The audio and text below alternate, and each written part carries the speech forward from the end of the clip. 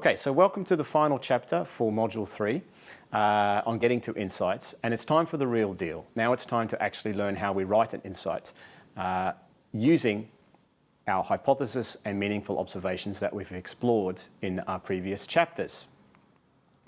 And just a quick recap on our insight formula, which you see on screen. But what we're really doing now is that consumer story that we refer to here. Writing something that articulates that unmet need that you're looking for in your insight. Now, when we're actually writing insights, the DNA of an insight in itself remains the same, but the storyline can change depending on what kind of insight you're actually writing.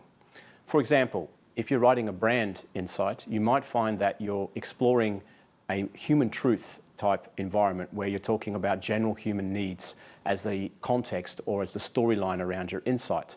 The other side might be that you're looking at packaging insights, shopper insights, where it's more likely that you'll be referring concretely to your category in question. And this often leads to a discussion with our clients about what should I do in terms of positioning my insight storyline. Should I go broad to a general human truth, or should I have something more specific towards my category? And there are pros and cons for each way. If you take a general human truth as your insight, it's likely that it will score very well on identification. It will be something that has quite an emotional component to it. However, when you try to connect that insight to your brand or category, consumers might see it as too much of a stretch or something that your category cannot provide a acceptable product to it. There are brands that have done it very well, connected general human truth to their particular category or their brand, for example, MasterCard and Purcell, but it's not always easy to do this. And maybe we can illustrate with an example. Imagine that we are trying to launch a new zero alcohol or non-alcoholic beer into the marketplace. Now, we could choose a higher level insight, a human truth insight, perhaps about the desire to live a more moderated health life, something more healthy in terms of food and drink, and the struggles that we face with this. That insight would likely score very well when you test it, and you would have a potent insight on paper. However, later when you do ideation or communication around a non-alcoholic beer, consumers might say, well, whilst I recognise the insight itself, I actually don't want a non-alcoholic beer product or a beer product or that particular brand as a solution space. So what might be a smarter solution there is if you can find a friction or an aspiration or an insight story that already references your category or drinking in general, it might be a better way to go about writing and creating your insight. Okay, enough of the theory. Let's get to actually writing an insight. And the first step is to actually find your friction or aspiration. So within the storyline that you are developing from your hypothesis based on your meaningful observation, there should be an unmet need, friction, or an aspiration that a consumer has. And basically our insight is setting up a space where we can provide solutions for that. Now, the writing of an insight is a skill in itself. It's something that takes time, and we should give it time. And it should really read as if it's a story coming from the consumer's lips themselves. Now, why do we need a good articulation? Well, two examples.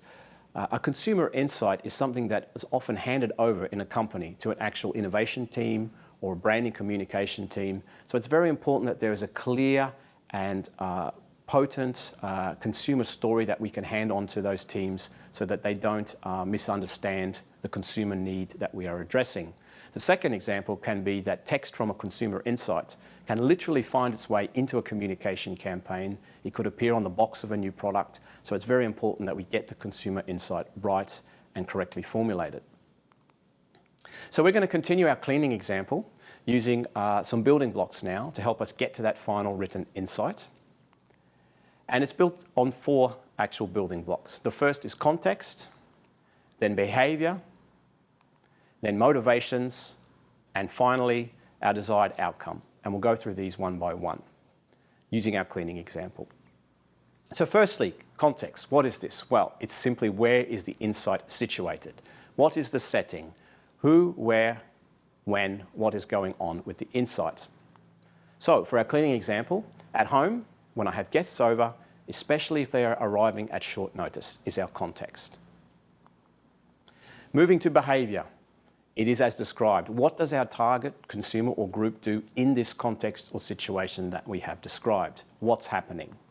So what's happening here in our example is I tend to spend a lot of time cleaning the house or my floor to prepare for these guests. And it's also a bit of a rush to be ready with this task, ready on time for my guests.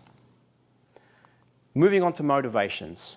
So this is all about why is this happening? Why are they behaving this way? And also, is there a friction or aspiration in their behaviour? Now, a lot of this you will learn from looking back at your hypothesis development, because this is where you explained motivations towards your meaningful observation that you were starting with. So this is really about the whys.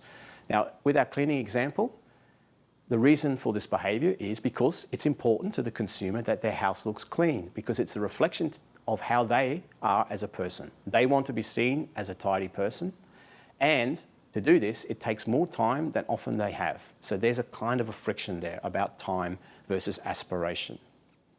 Final building block is desired outcome.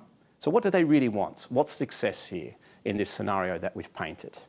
And for cleaning, it's stated as such: I wish there was a way to quickly and efficiently clean my house whenever guests drop by, even at short notice. So we use these building blocks using templates that we have created in order to take the next step of combining everything into a nicely written consumer insight or consumer story. Now, this is not an easy task, as I've outlined. We have made available some tips and tricks on how to actually get to that final stage of a written insight in a well-articulated form.